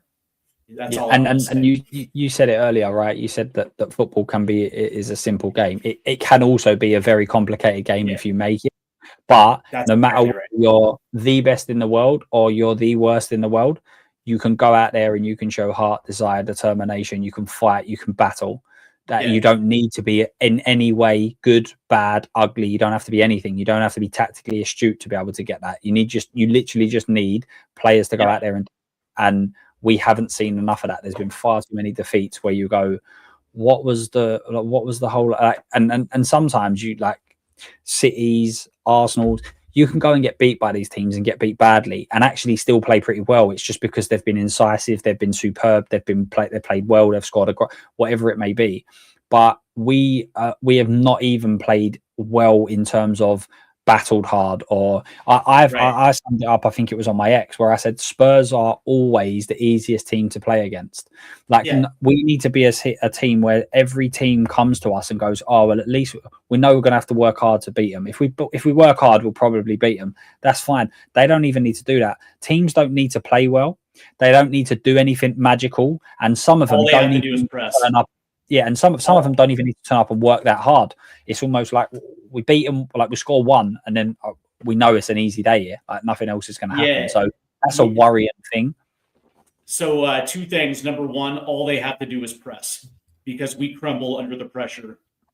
Every single time we try to play it in the back, just because of the way we're set up, we either concede possession right away, or what we saw last week where inexplicable mistakes will happen, and then all of a sudden we concede goals. We are not a team that is press resistant. We can't play through it, and more oftentimes than not, we end up turning over the ball high up the pitch.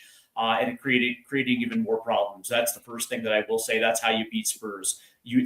By the way, Nottingham Forest is not necessarily known for their counter press, their ability to press. They are a team that, generally speaking, are a counter-attacking team, and they absolutely ran their balls off against us and made it look so ridiculously easy. We were embarrassed by a team that's not necessarily known for that, a 17th place team. And the other thing that I will say is that last year, the difference between last year and this year, we have 2 promoted clubs that are going to stay up this year. Sunderland and Leeds most likely are going to stay up, so we're not going to have the luxury of being a 16th and 17th place team, knowing that 3 teams below that are so dog shit awful that they're going to get relegated, right? So it's a different dynamic this year in the Premier League. And if we're not careful, I hate to say it, that there is a chance that, we might just be in a relegation scrap if we're not careful. So, all right, let's go ahead and talk about Liverpool. And I got to be honest with you, Luke, I absolutely do not like this match at all. Liverpool, by the way, yes, November 22nd, they lost to Nottingham Forest. They lost to City before that. They lost to Real Madrid before that. But then all of a sudden they beat PSV. They beat West Ham. They drew against a scrappy Sunderland team. Leeds United, with an inspiring last little 10, 15 minutes, came level with them for a 3-3 draw. But then they beat Inter in the Champions League, and then last week they beat Brighton. So they are essentially unbeaten in the last 4. And it feels like the things that have plagued, don't get me wrong, they still plague Liverpool, but it feels like they have potentially turned the corner to the point where they're actually starting to look a little bit more consistent in the way that they play football. And at the end of the day, it's still Liverpool. This is not a team that we necessarily fare well against, whether it's up at Anfield or even at the Lane.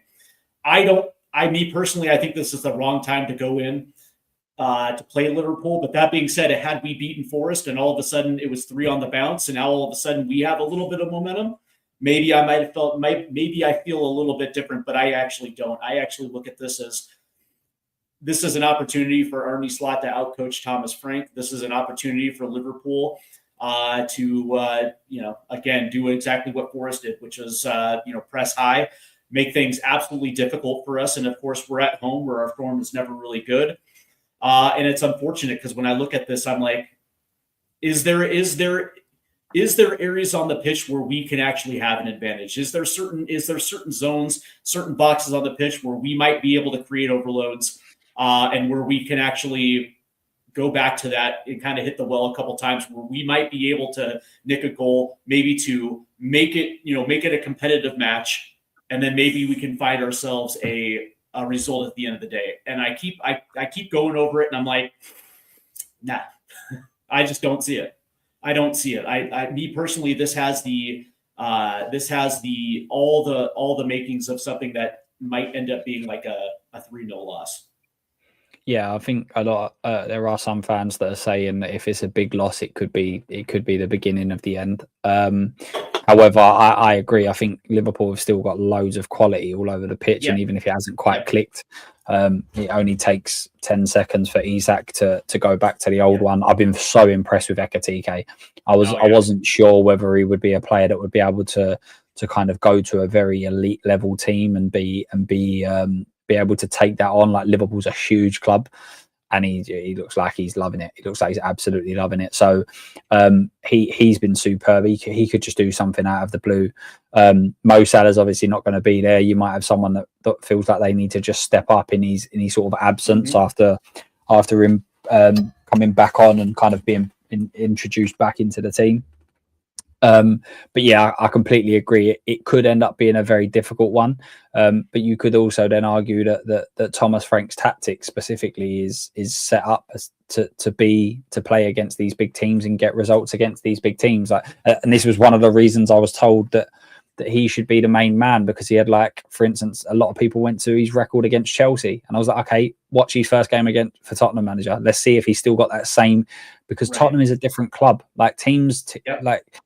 If you go and you're half-hearted against Brentford, there's no real. But with Spurs, it's just a different animal. Like I think his record against Chelsea was literally unbelievable.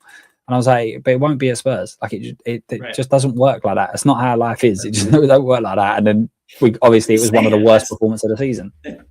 What are you saying? Like, that's not how life is, man. I thought life was all sunshine, lollipops, and roses. Like this was. It is if you're not a Spurs fan. Well, he was going to be the guy that was going to be tactically fluid, right? Where he's going to set up differently depending on the opponent. And then from that standpoint, we're going to put ourselves in a little bit of a better advantage to beat some of these type of teams. But that being said, it necessarily hasn't worked out that way. When I think about Liverpool, even though that they're not Jurgen Klopp's Liverpool, you're absolutely right. They still have the quality. And I was watching that Leeds match, and credit Leeds for getting back to that one because they were playing on pure guts and heart.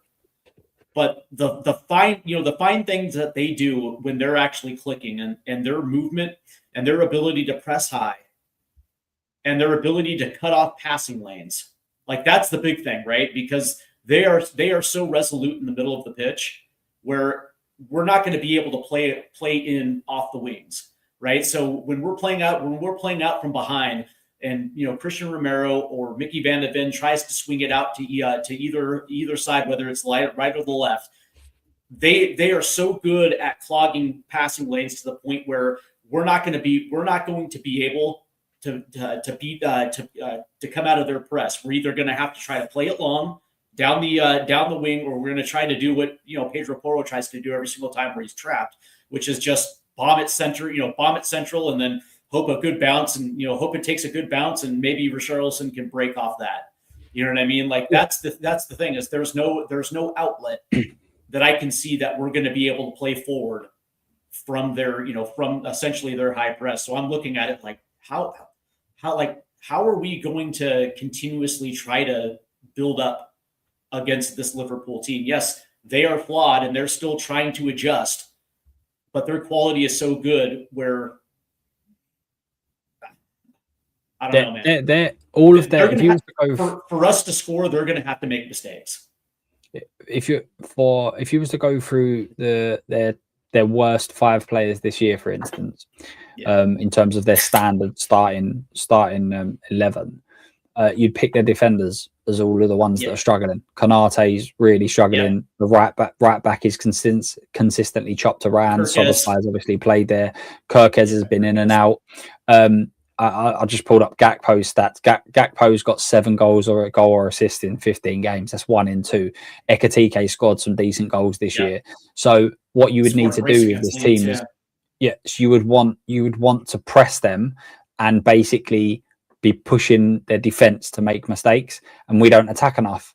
So if we was in a situation where, again, I'm not saying Ange is the answer. If we was in a situation like last year where you're thinking, well, actually, we're going to really attack their weakest part and they're going to attack our weakest part, let's see where we're at. But for me, it's almost like we won't lay a glove on their weakest part. We're just going to sit back and absorb, and they've got so many good players that they could create chances. But as I said, saying that, Frank can definitely has got the tactical nous to be able to get a result against the bigger teams.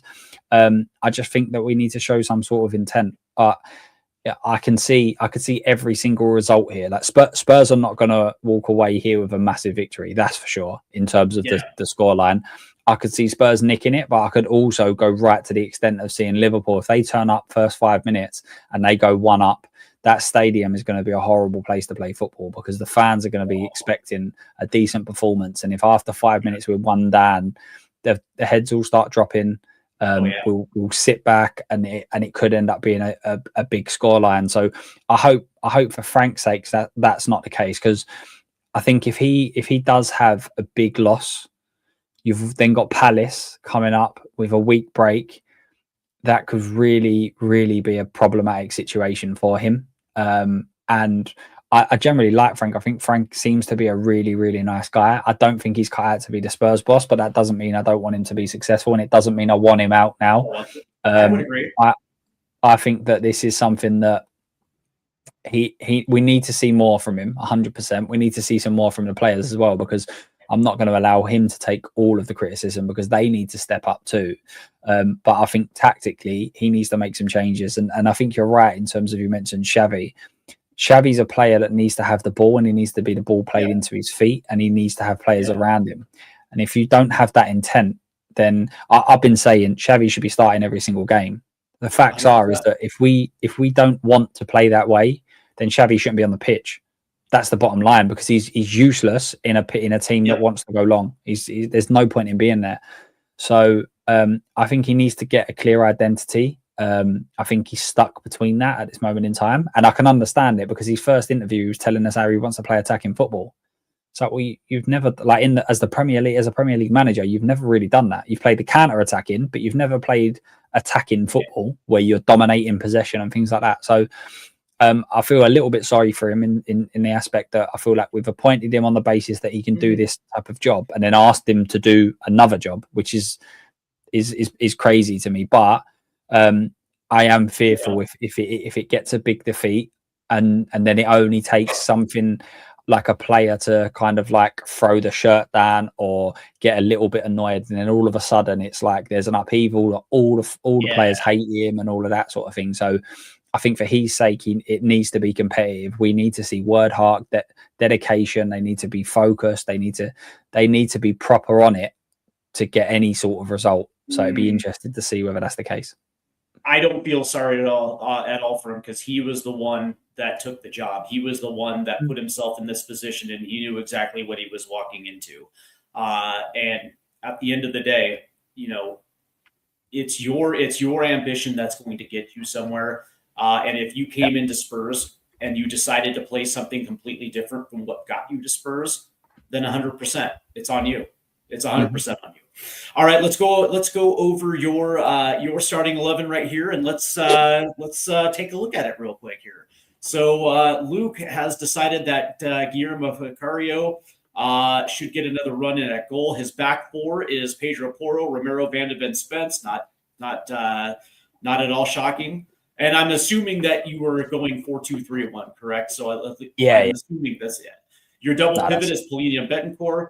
Your attacking four is going to be Kudus, Xavi, and Kolomwani on the left, with Richarlison up top. All right. What is the reasoning behind your starting 11?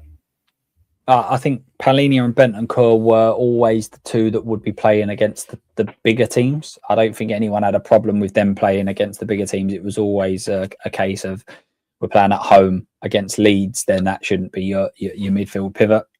So them two kind of pick themselves in a way. Obviously, Udogie's out, so the centre back, the fullbacks have to play that way. So they all kind of pick themselves. Personally, I wouldn't go with Moani and Richarlison in those positions if I was the manager. This is just what I think Frank will do. And then, as I say, with why because I think, and I know this is kind of I don't think both of them should be on the pitch together at the same time. And the reason I say that is that we don't have a striker on the bench. So let's just use this team as an example. Say Odobert is starting on the left-hand side, and it doesn't matter whether Moani for me is better than Richarlison, but say you've got Odobert on the left and Moani up front. After 60 minutes, when a goal's not been scored, or we're struggling, or we need to do something different, you can bring Richarlison on. Right now, if you play this team and then after 60 minutes it's not working, or 70 minutes it's not working, you're bringing on wide players that are not there to score goals, really. So for me, you should always have an attacking option on the bench. He's not going to bring on Scarlett. When Solanke's fit or on the bench and available, then if them two play, okay, that's fair enough if he wants to go that route. But Moani's not a left winger. And I think that eventually... Neither is Richarlison either. And I agree. I agree. And I don't like using players out of position because you feel like that's your best opportunity. And it's like, well, okay. And everything that you just said is 100% true, because by starting Kolo Muani, you're in effect making your bench that much more worse. Yeah, but also you've got to and sometimes people don't consider this, right? And I think it is something that should be a consideration. If you're a Odobert, if you're a not so much a Tell, but you could potentially throw Tell in this, and you know that Moani is a striker, where he plays. He's a striker, or do it the other way and they put Richarlison there. And so the person who he favours in my position doesn't even play there. And then how does that infuse you to come off the bench to make an impact? For me, it just doesn't make sense. They shouldn't be on the pitch together. And also, in the longer term, the fact that Moani hasn't scored a Premier League goal will eventually play on his mind. And he's not scored a Premier League goal because he's playing on the left-hand side and he should be playing up front. And then if he scores a goal, so I think the mental side of things is not considered as fans. So there's plenty of reasons why I wouldn't have this as my 11, mainly with them two. But everybody else, I think it almost picks itself. I think if you go Palhinha, Bentancur, and then bring in a Bergvall or a Gray, for instance, I think that you're basically just sitting at home, sitting back, waiting to be beat. So I think Xavi will play. And as I say, if it was me, I would swap out. I'd have Moani up front, and I'd have Oliver probably on the left-hand side, and then that gives me an option of Richarlison off the bench, because Richarlison against Van Dijk, against one-on-one, is going to be difficult regardless. So that's the team that I would play, but this is the team that I think he will play. There's been a lot of conversations about whether he will stick with Gray, and because of the mistake, so that will be interesting to see. But I feel like Palhinha has to play in this game. So does he stick with Bentancur, who seems to be an absolute star for him, that he seems to basically play every game he's available for, or does he or does Gray stay in? I think that will be the team. Here is my starting 11, and let's start with the goalkeeper situation.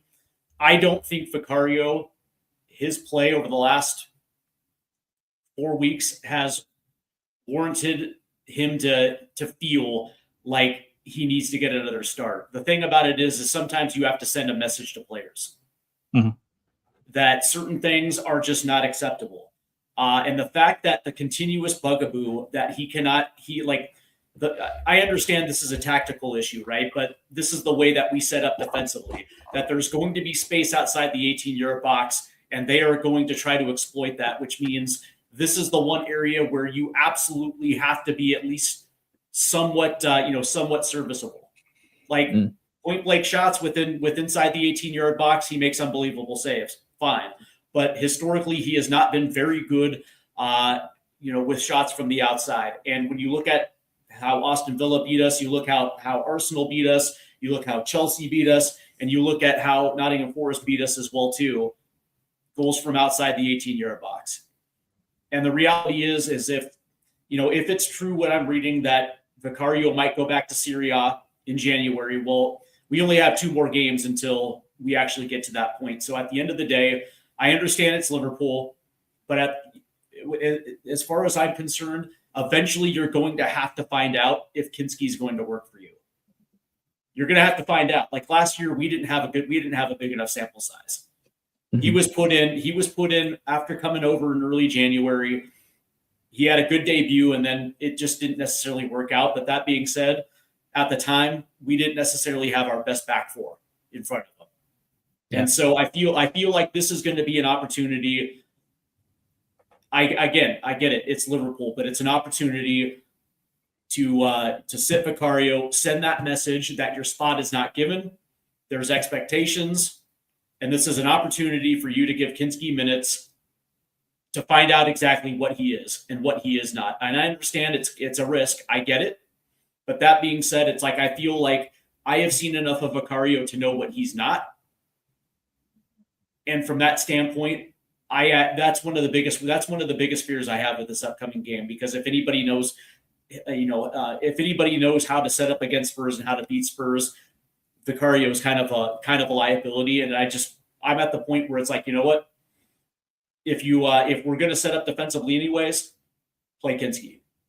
Mm-hmm. So that's I don't know, I can't remember who it was, but there was someone really close at the club that was on X talking the other day, and someone asked them about how close is Kinski to Vicario, and I'm sure his response was he's absolutely nowhere near him. Like No, I get he's it. like it's not a competition. Like it's not he's challenging for first. He was like Kinski is absolutely nowhere near him. So I don't. Obviously, we, as you said, we haven't seen enough to be able to say yes he should be playing or no he shouldn't. We haven't seen it. So maybe is that something in training? I don't know, but I think Kinski is definitely a player that needs to have a loan somewhere, and we need to bring in an experienced player. I don't know why we haven't gone for City's backup third choice keeper that. What's his name now? It's just gone out of my head. They brought in, obviously, they've got Donnarumma, they've got Trafford, and then they have another goalkeeper. It's gone out of my head now, but he played a few games last year, and he's experienced. I'm not saying he's unbelievable, but as a loan deal, he's currently third choice. I'll have a look while you're gambling. We have so it's Donnarumma. Let's see, because in the summer, Anderson left, so it's Donnarumma, Ortega. Stefan Ortega. Yeah. For me, it makes so much sense to bring him on a loan deal. Kinski can go out the door on loan. He can go and get minutes somewhere else. You can see whether he is a top flight keeper or he isn't. And then you've got two experienced keepers on your books. But the only other part to that is why I don't think Vicario will leave. Is we can only make 3 changes in our Champions League squad, and Dragusin I think will come in because we're short of centre backs hugely. I think Dragusin will come in if Maddison, Solanke, or obviously Solanke could be swapped back for Tell. I get that, but you've got Maddison, you've got Kulusevski, you've got Tell, who may or may not be involved depending on whether he swapped back with Solanke. So I can't see there being a whole heap of changes in January personally, especially to like starting 11 players. I think it's more the options on the bench that are going to be the ones dropped from the squad. But again, we have to gamble at some stage, right? So maybe that's a gamble that Frank has to take. And by the way, I think Vicario was going to be in the lineup tomorrow, by the way. But for me, like, and for me, just the way that I think and the way that I set up and the way that my mind works, it's when players feel like they're comfortable and there's no accountability for the mistakes they make. They're going to get complacent. And a big part of me thinks Vicario is complacent. And that's why I think like at least switching it up and playing Kinski sends the message that you need to send. I understand it has to get better. My back 4 is Porro, Romero, Van de Ven, and Spence. No surprise. My midfield 2 is João Palhinha and Archie Gray. And the thing about it is I'll just say this, that I have not been impressed with Betancourt since the first month of the season. It just like for whatever reason, and I think I know what it is. I think he's being asked to play a specific style, play a specific way, and I don't think it's necessarily suitable. At times, him and Polini have looked good, and other times, like I'll refer you to I think he played in PSG, and I think he also played in that Newcastle game where he was absolutely horrendous. He was absolutely shambolic with his play. Every time I've seen Archie Gray, he's looked good, he's looked confident, and last week when he made the mistake, okay. But the way I look at it is the best way that you can let your player know that you trust him and also maintain confidence is to run him right back out. And his next 3 plays after he straight away, as soon as he made the mistake, I wanted to see what his next 3 plays would be and what he would do with them. The first one, he kind of dropped a shoulder, beat a player, and played a quite a nice pass into I think it was Mawani. The second one, he won a good tackle. I think. Oh no, it was the shot he had, and then the third one was a long range ball again over to Mawani. He kind of like chipped it from the edge of from like halfway inside our own half, like a 50-yard. So the mistake didn't impact him. He didn't go into his shell. He didn't like make sure that the next 3 or 4 passes were just 2-yard passes where he couldn't make a mistake, sort of thing. So I like the mentality of him. But yeah, and I can completely understand why you might want to stick with him. And then, of course, my attacking 4 is going to be Kudus, Xavi, Kolomwani, and Richarlison. Because I actually, unfortunately, I think that is the best opportunity. But I got to be honest with you. I would rather just see Wilson Odegaard get run out there. Because number one, he's the only left-sided player that we have on the roster right now. But also, it's for the exact reason why we just talked about. savagely dislike playing players out of position because it does absolutely no good in terms of scoring goals. Like, why would you set Kolomwani up and have him hug the touchline? What purpose to, like, it's the thing that ruined, by the way, and I still stand by this, it's the thing that ruined Timo Werner. And if you remember, Timo Werner was always a striker. He was always either a false nine or he was a primary nine with Red Bull Leipzig. And then when he made the move to Chelsea, they put him out left when because they had too many numbers when it came to strikers. But they liked his pace and liked his touch on the ball, so they moved him out left. It didn't work. He comes to Spurs. They moved him out left. It doesn't work. It's like certain players cannot adapt to that type of thing, especially if they've been playing one position their entire goddamn career, right? And it's the same thing with Kolomwani, where it's like, why? Like, he's the type of guy that has to be in and around the goal for him to be productive. So why would you set him up far away from the goal? It absolutely makes no sense. But that being said, I can see him being in the starting 11 tomorrow because it makes the most sense. I guess as far as our best chance of scoring goals, you kind of have to keep him in the starting 11. But I will finish with this, and we'll have predictions, and we'll call it a night. But I will just say this, Luke: if we set up like the way that we set up against Arsenal, I'll just say it right now. I would probably assume that the vitriol that Thomas Frank is getting right now is probably going to spread even farther, and there's going to be a lot of calls for his head if he sets us up the way that we played against Arsenal. There's no excuses. Yeah, I agree. I don't think Arsenal played that well. I literally don't think Arsenal. I think we just let them do whatever they wanted. Yeah. Like, I don't think they even got out of second gear, and that's not a slag. It's not slagging them off. It more says about us, the fact that they didn't get out of second gear and still smashed us. Yeah. And there's no excuse for it. Essentially conceding one half the pitch, staying in the low block, and just allowing them to stay on the front foot. We cannot play Liverpool that style. We actually have to take it to them. Period, point blank. If we lose, we lose, but we can't spend 80 minutes just sitting in the low block. And if that happens, then whatever happens with Thomas Frank, those are the consequences to those actions. All right, quickly before we go, Luke, your prediction for tomorrow. I'm going to go 2-1 Liverpool, unfortunately. I think that we are going to do. I think we're going to do exactly what you just said. I think we're going to sit back. I think we're going to allow them to kind of grow in confidence. I think I can see us scoring and conceding an early goal, and then from then on, I don't back us to get back into the game. I always, regardless of who we're playing with Spurs, I always have two predictions. There's always one with my heart and one with my head. One thinks that we can go and nick one, and I think we could potentially. I could see a game where it's 0-0 right till like the last few minutes and we nick one, but. That's definitely more my heart. My head is telling me that it's a defeat tomorrow, unfortunately. I gotta say this, that when we're going up opposition, I always pick a draw because I just don't want to pick against Spurs. So I'll just say, if I know we're gonna lose, I'll just say 2-2. Yeah. Even knowing damn well that it's gonna be hell on earth just to score one. Right. So yeah, 100%. So the reality is, I'm actually going to say 4-0 Liverpool. And if this is a situation where we concede more than 3, and it's like last year where we lost 6-3, whatever happens after that for Thomas Frank, it's all on him, because I actually do think we're going to set up defensive, and I think we're going to sit in a low block for large periods of the match. And unfortunately, the home supporters, they're not going to be singing their asses off tomorrow.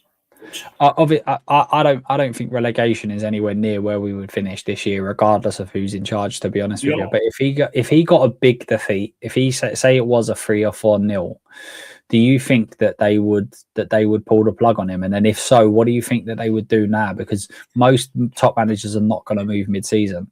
So Correct. do you think that would it be a case of, say for instance it finishes 4-0, would that say to them, right, we're not going to back him in January and we're going to see out the year and then we're going to go for someone else? Or do you think that they'd pull the plug and go and get an interim? Or what would you, if it was a big defeat, obviously?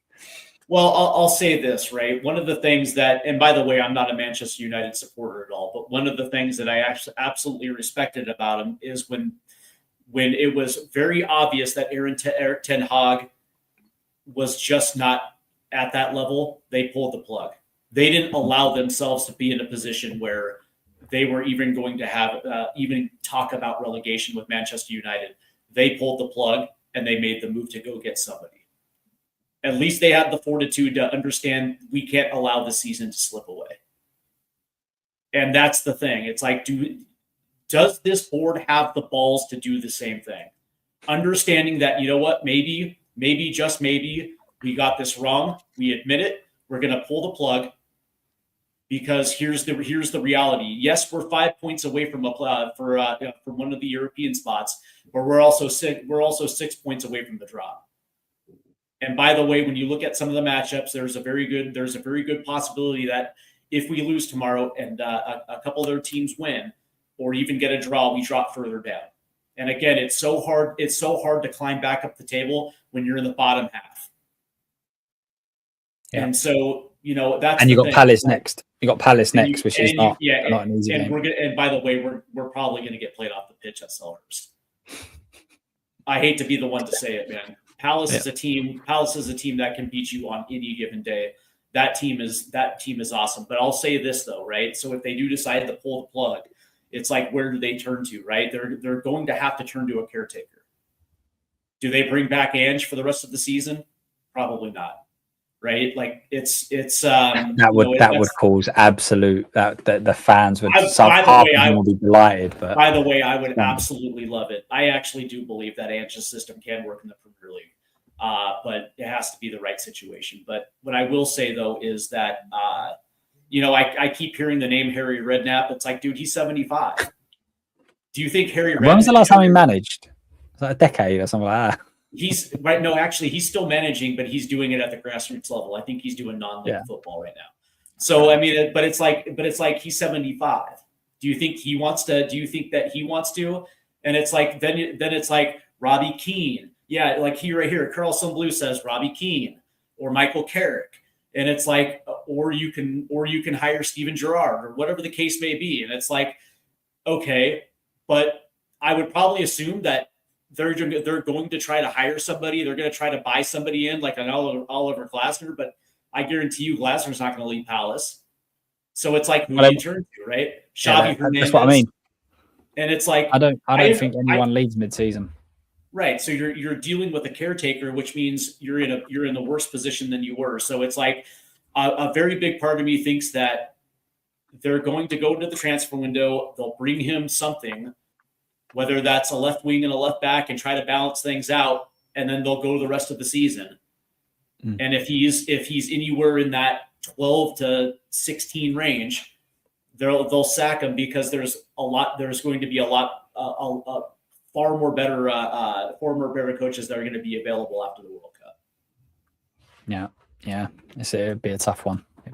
Would you? By the way, would it surprise you if in the 2026-2027 season that Mauricio Pochettino is again the head coach of Spurs? Would it surprise you? No, not really. Especially if we have a struggling team if we have a struggling season this season, then even more so. Yeah. I actually said probably about a year ago that I thought that the whole plan was to get Poch in, and I didn't think they'd go with Frank. I thought that they would try and persist with Ange to get Pochettino in, because then they knew that Ange probably weren't going to last the full season, and they'd already make a plan for it. So I think that to get most of the fans on side, I think that will probably bring most fans together. Not all of them. I think all roads lead back to Poch. That's what I actually see happening. Yeah, I think they're going to stick with Frank the rest of the year and make the decision after the season. But that's going to do it for us. Luke, I want to thank you for being a trooper tonight, man. What's going on with Spotlight on Spurs? Yeah, thanks a lot for having me on, mate. I really enjoy having our chats. So I stream every Thursday. Got not next Thursday because it will be Christmas Day, but following on from in January, we'll be doing the January stream, and then I'll also probably be doing another day as well because it'll be the January transfer window. So hopefully you'll be able to come on and we can talk all things Spurs about who we should be looking at, who can improve. There's a lot of players that would improve this team, so we could do quite a lot of shows on it. I'll give you two names, and by the way, I'm telling you, it is because I'm 100% biased, right? Notice I have an American flag right behind me. So Flo Balogun of Monaco, or Ricardo Pepi of PSV, and Christian Pulisic. That's all I need to say. Yeah, there's a free that. By the way, I'm saying it because I'm 100% biased. But by the way, Christian Pulisic would be awesome in a Spurs shirt, playing on the left-hand side. That's all I'm saying. That Pepe looks like a decent player as well. Oh, he's been rumored to move, right? He signed an extension with PSV, but it was only because of the return value, right? So when a team is ready to move on, or a team where understands that there are going to be bigger clubs coming in, they'll re-sign them a year before to an extension because they understand that they could actually drive up the price. So from that. Yeah, but Flo Balogun is the interesting one. But all right, so that's going to do it for us. I do appreciate it, Luke. And by the way, if I don't hear from you before the holidays, man, Merry Christmas to you and your family, man. Yeah, Merry Christmas to everyone in the chat and obviously to yourself as well. Thank you very much. Have a good night, guys.